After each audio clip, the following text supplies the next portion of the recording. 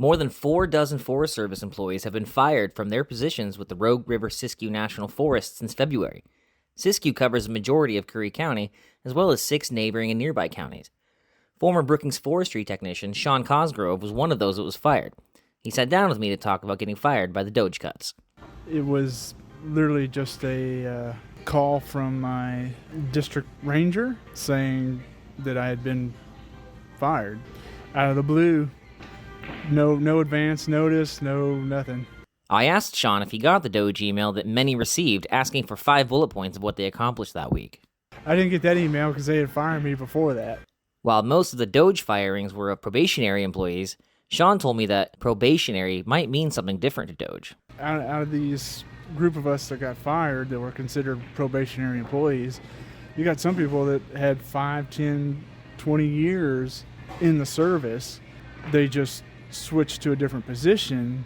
Doesn't change their time. They go into a probationary status. They could have decades worth of time on within the Forest Service or federal agencies and still get fired because they were considered a probationary. Probationary or not, Sean shared with me the reality of what might have happened if he'd lost his job under different circumstances.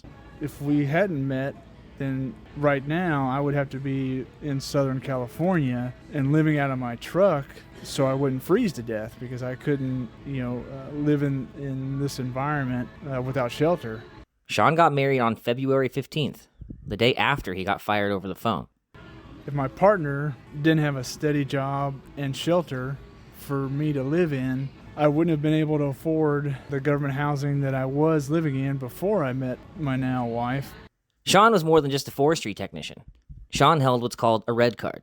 That means he can also assist in fighting fires. Well, as far as like the specialists go, they have to find these people and then they could be coming from far distances. So it could take them days to actually reach the fire itself.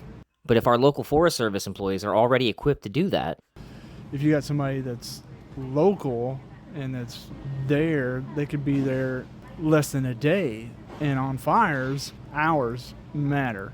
Sean Cosgrove represents just one of the nearly 50 people who've been fired in this area. You should know that that's income lost, our economy affected, and local forest fires burning with less help. The momentum on these firings continues to change, and I will continue to update. For KCIW News, I'm Jason Liddell.